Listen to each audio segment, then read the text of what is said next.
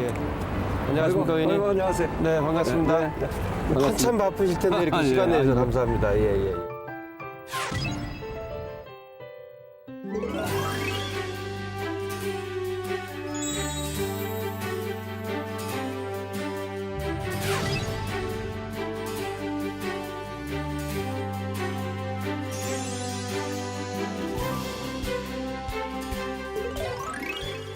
가을 단풍이 예쁘게 들었습니다. 네, 그 아주 우리 동네가 여기가 아주 네. 우리 동네 한가운데 있는 공원인데 네. 아주 사람들 휴식 공간으로 아주 좋은 데입니다.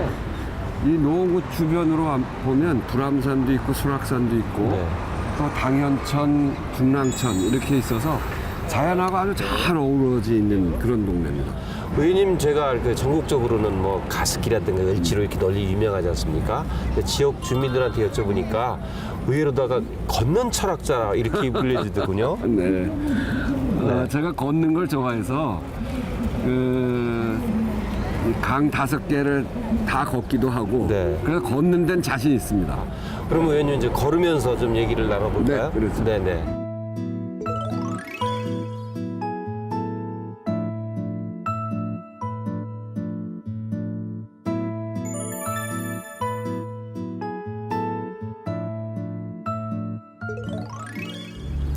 이번에는 정치 현안에 대해서 좀 여쭤보는 그런 코너입니다. 시작하자마자 이 얘기 여쭤보지 않을 수가 없는데요. 요즘 참 답답하고 혼란스러운 전국입니다. 의원님께서는 어떻게 보시고 어떤 해법이 있다고 보시는지. 요즘 박근혜 대통령 그 문제 말이죠. 이 사태는 우리 현대사에서 아마 가장 위중한 사건인 것 같아요. 87년 6월 항쟁 그럴 때는 당장 이 국정 공백과 국정 중단 이런 게 국민들한테 그렇게 올라오지는 않았거든요. 네. 헌법을 바꿔서 대통령을 직선제로 다시 바꾸자. 그렇게 이야기를 했던 거란 말이죠. 근데 지금은 탄핵과 하야 이런 게 이제 막 올라오는 상황이 됐기 때문에 대통령에게 그대로 둘 수 없다. 그 국정을 그냥 맡길 수 없다. 이런 게 굉장히 심각한 문제로 올라와 있고 또 한편으로는 국민들 굉장히 불안해하고 있습니다. 네. 경제적인 상황도 굉장히 나빠져 있고 그리고 북핵 위기로부터 표현되어지는 이 안보 문제가 굉장히 심각한 상황이 돼 있잖아요. 그 지금 미리 결국 문제를 보면은 어떤 독점적인 권력 구조라든가 그 시스템에서 문제가 있다고 보시는 분들이 좀 없지 않아 있어요. 네. 그렇기 때문에 개헌을 얘기하시는 분들도 있고요. 그 부분에 대해서만 간략히 좀. 네, 개헌 필요합니다. 개헌 이게 대통령제인데도 이게 단임제이기 때문에 되자마자 국민들 별로 걱정 안 하고 국민들 눈치 안 보고 그냥 일방적으로 하잖아요. 네. 근데 대통령 중임제로 하면 그렇게 되지는 않는다는 거죠. 네. 요번 말고 다음 권력 구조 짤 때, 그러니까 언제입니까? 2022년입니까? 그때 작동되는 개헌을 지금부터 논의하면 된다 이렇게 생각하죠. 네. 특히 이번 일로다가 어떤 국민들의 어떤 신뢰와 믿음이 중요하다는 걸 새삼 느낀 것 같습니다. 모든 우리 헌법 맨 처음에 모든 권력은 국민으로부터 나온다 아닙니까? 거기에 충실해야 돼요. 모든 힘은 사실은 국민한테 있고 우리 선출되는 사람들은 대통령까지를 포함해서 국민들이 위임해준 권력인 겁니다. 근데 국민들이 신뢰하지 않으면 그건 끝난 거죠. 그 우원식 의원님 그동안 이렇게 쭉 활동하시는 거 보면은요, 이렇게 어떤 그 국민들이 어떤 가려운 것을 긁어주는 현안에 목소리를 내셨고, 특히 그 사회적 약자인 을의 눈물을 닦아주고 대변해 주시는 그런 일들을 많이 펼쳐 오셨어요. 그러니까 우리가 국가라는 공동체를 구성한 이유는 이런 겁니다. 어느 사회든지 힘을 갖고 있고 재력을 가지고 있고 권력을 갖고 있는 사람들은 누가 보호해 주지 않아도 그냥 살 수가 있어요. 근데 그 사람들이 무한 권력을 행사하고 무한 재력을 행사하고 아무나 함부로 대하고 이렇게 하면 그 사회 그 공동체가 유지될 수가 없습니다. 그거는 갈등 때문에 부서지죠.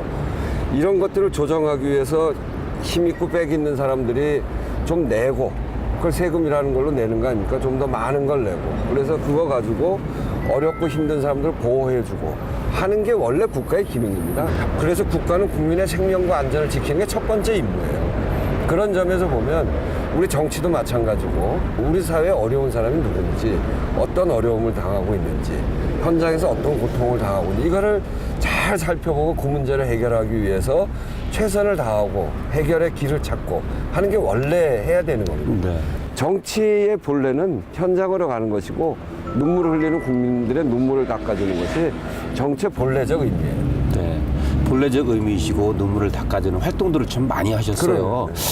특히 또 이렇게 가습기 문제 같은 네. 경우는 뭐 국정조사 특별위원회까지 활동을 하셨지 않습니까? 네. 그래도 상당한 좀 성과가 있었죠. 네, 그럼요. 제가 그거는 이제 3선 국회의원이 되는 바람에 네. 특위위원장을 맡아서 했죠. 근데 제가 해왔던 을지로위원회의 연장선의 문제예요. 근데 훨씬 큰 다국적 기업, 외국에 본사를 둔 기업, 그리고 훨씬 많은 피해자. 네. 우리랑 관련돼 있었던 우리 예비조사위원 했던 한 학자가 발표한 거는 당시에 폐질환으로 사망한 사람이 급격히 느는데 네. 그거를 추세를 보면 한 2만 명 정도가 가습기 살균제로 사망한 것으로 보인다. 이런 연구 결과도 있어요. 충격적이네요. 네, 그래서 굉장히 큰 사건이어서 굉장히 크게 대응을 한 건데 일단 상당 부분에 있어서 진상을 밝혀냈습니다. 네. 지난번에 영국 본사에 가서 제가 자료를 들이대고 PPT로 다 설명을 글로벌 CEO라고 하는 카푸어 회장한테 네. 설명을 다 했고 본인이 개입돼 있다는 것을 자료를 통해서 네, 인정할 네. 수밖에 없는 상황에 대해서 인정을 했고 우리 피해자들하고 국민들한테 사과하는 모습을 만들어내므로 해서 상당한 성과를 만들어냈습니다. 이렇게 열정적으로 활동하시는 우원식 의원님은 과연 어떤 일을 계기로 더 정치에 입문하게 되셨는지 저요? 궁금합니다. 저 정치에 입문한 거는 길이가 짧지 않아요. 네. 저는 대학 들어가서 박정희 시대 긴급조치 말기에 76년에 입학을 해서 그 학교 현장을 보니까 막 경찰이 막 학교에 들어와 있고 네.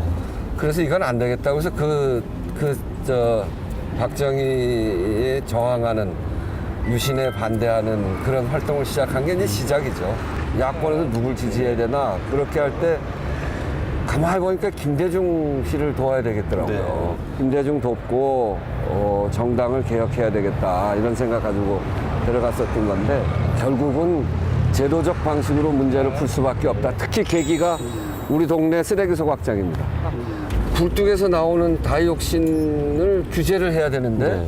그거 하는 데는 어디냐면 서울시가 하는 거였어요. 그래서 서울시 의원이 되자. 네. 네. 그래서 동네에서 그 같이 하던 사람들 안에서 너가 정당에도 있어 봤던 사람이니까 네가 출마해라.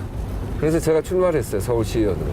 아, 그러셨던 거군요. 그래갖고 아주 좋은 성적으로 당선이 돼서 서울시 의원을 했어요. 그러면서 이제 정당이 정치를 시작하게 됐죠. 네.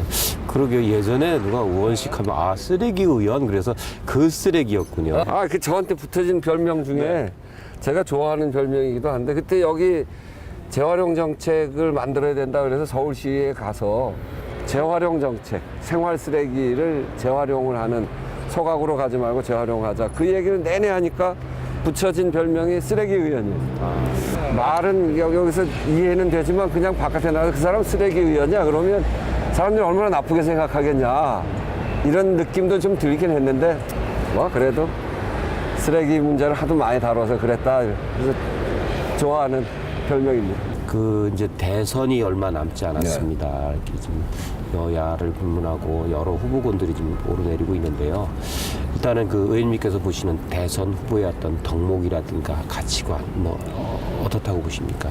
하나는 이제 이번 박근혜 정권이 굉장히 혼란스럽고 마지막에 이게 지금 국정을 유지할 수 없는 정도 상황까지 돼 있잖아요. 그러니까 이 국내 사정이 굉장히 지금 복잡합니다. 정치 세력 간의 갈등도 굉장히 심해져 있고 이 부분을 조정할 수 있어야 되죠. 네. 그러니까 조정력이 굉장히 필요한데 대충 타협하듯이 조정하면 안 됩니다. 굉장히 원칙이 분명해요. 네. 우리 사회를 어디로 끌어가야 될지에 대한 그래서 이런 비전이 분명하고 그러면서 조정할 수 있는 그런 역량이 있는 사람이 돼야 되는 거고요. 또 하나는 경제 민주화에 대한 확고한 소신 이런 것들이 있어야 되는 거예요. 이게 우리가 김대중 노무현 정부를 거치면서 그때 또 그 시대에 시대 과제가 있었고 어려움이 있었습니다만 결국 실패했는데요. 실패한 이유는 정치의 중심에 국민들의 삶을 두지 못했던 거거든요. 네.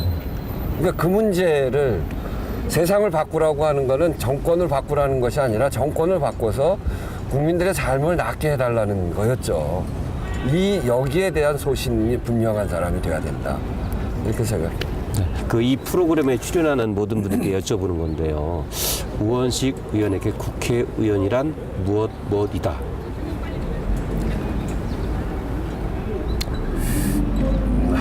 아이고,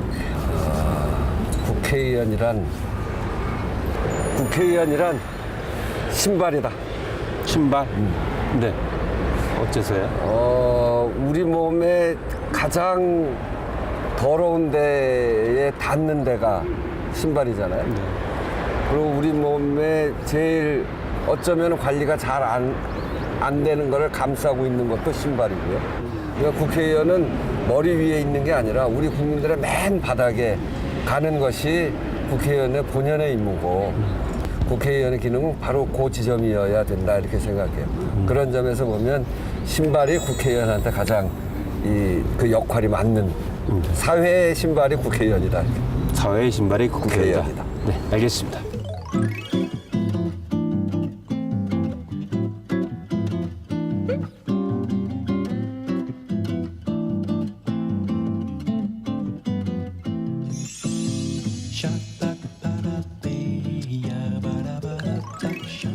이번 코너는 내 인생의 세 가지 보물입니다. 네.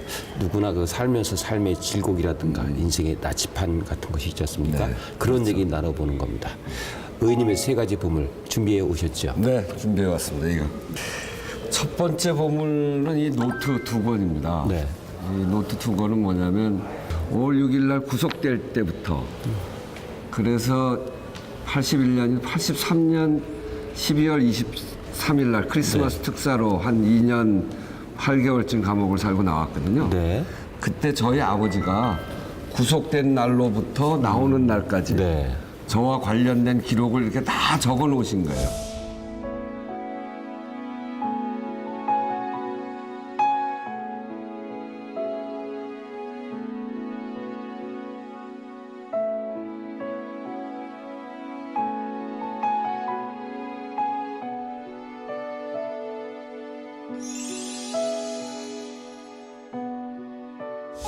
여기 보면 맨 첫 장에 제 친구들 이름이 쭉 적혀 있고 네. 거기 전화번호 있고 또 한쪽에는 제가 다니던 교회 목사님의 전화번호 또 경찰이 저희 집을 와서 가택 수색하고 책 가져가고 뭐 그런 기록들이 쭉 있고요.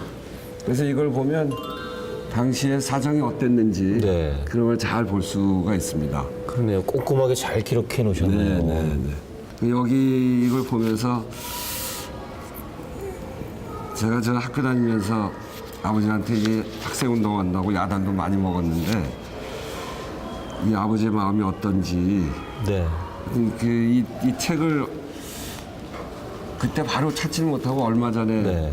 이 책을 우연히 찾게 됐어요. 제가 이걸 찾고 쭉 읽어보고 그날 얼마나 술도 한잔 마셨지만 얼마나 울었는지 모릅니다. 네. 아버님의 그 노트 얘기를 들어봤고요. 두 번째 보물은 어떤 것일까요?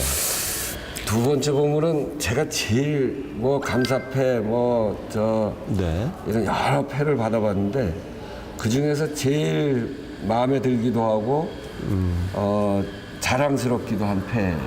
네. 이걸 제 감사패인 것 같은데요. 감사패 제 네. 책상에 딱 놓고 있는 네, 건데 이 패입니다.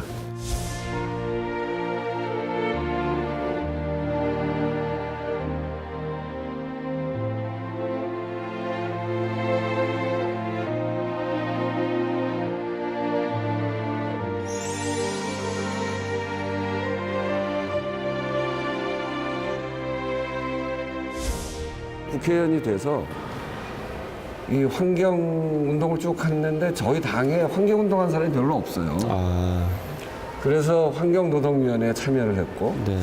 환경노동위원회에 참여한 사람으로서 내가 국회의원 하면서 뭘 할까 생각을 하다가 우리나라 강을 다 걸어보자. 네. 이렇게 해서 강을 걷기 시작했어요.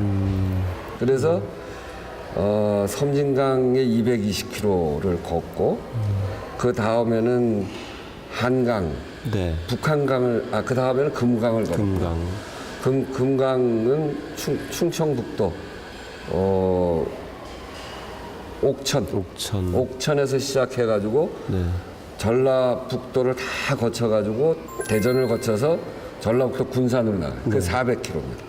그러면 200km, 400km, 몇 킬로 정도를 걸으신 겁니까? 그래서 네. 그 다음에 맨 마지막은 영산강까지 해서 다 섬진강 225, 금강 369, 한강 482, 낙동강 515, 영산강 136. 그래서 1754km를 걸었어요. 이게 속도가 여러 개가 있잖아요. 자동차 타는 속도도 있고, 그거는 빨리 가긴 하지만 세상을 잘 못 보잖아요. 전 자전거 타는 것도 좋아해서 자전거를 많이 타는데 자전거를 타면 높이가 좀 달라지잖아요. 세상 보는 게 굉장히 또 새로워요. 그렇죠. 네. 그래서 느낌도 굉장히 다른데 걷는 느낌은 그 원래 생명의 속도잖아요. 이렇게 걸으면 한 3일쯤 지나면 자연 속을 쏙 들어가요. 그리고 아주 마음이 굉장히 평온해지고 그러면서 사람들하고 대화도 훨씬 쉬워지고 동네 사람들하고 얘기도 아주 편안해지고요. 그래서 사람들한테 정말 권유하고 싶어요. 속상한 일이 있다거나 또 뭐 굉장히 복잡한 일이 있다거나 그럴 때는 걸으십시오. 걸어라. 알겠습니다. 의원님의 그 에너지는 바로 걷기에서 나오는가 봅니다. 세 번째 보물을 좀 들어봐야 될 것 같습니다. 백서 같은데요. 네, 이건 최근에 만들어진 보물인데요. 네. 이게 이제 제 가슴 속에 있는 걸 그대로 여기다 써놓은 거고, 물론 저 혼자 활동한 건 아닌데, 제가 꼭 해보고 싶은 정치를 구현하는 상이에요. 그래서 19대 국회 마무리에 이 백서는 꼭 만들어 놔야 되겠다. 우리 활동한 거를 다 모으기만 하면 거기에 다 들어가 있으니까 꼭 만들자 해서 작년 연말에 만든 백서입니다. 아, 그렇군요. 예. 을지로위원회 활동 백서. 을지로위원회 활동 백서.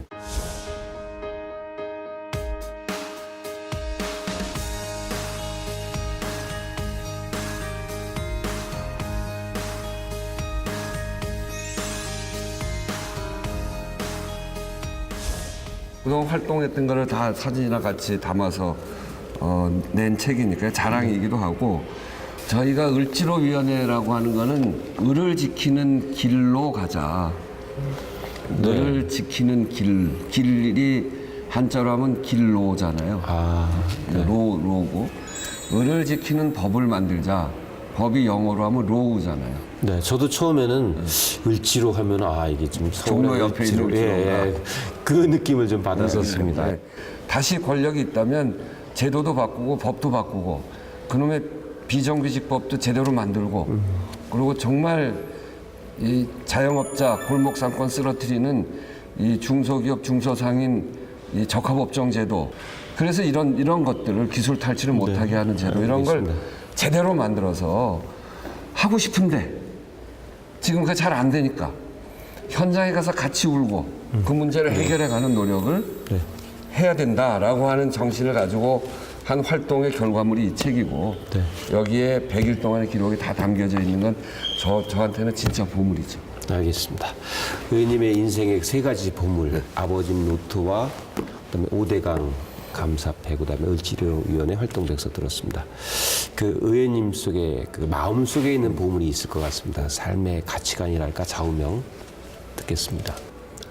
처음부터 끝까지 정치하는 사람으로서는 현장에 답이 있다. 이게 저의 슬로건이기도 하고 그거를 절대로 내려놓아서는 안 된다.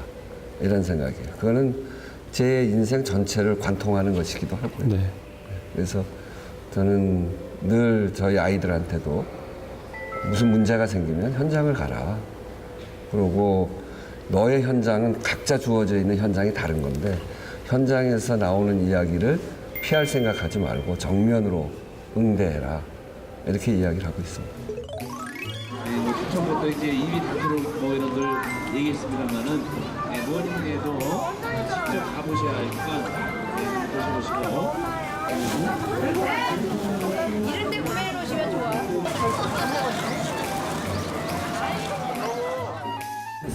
아이고 날이 집으셨습니까? 예, 어느 분인지 아세요?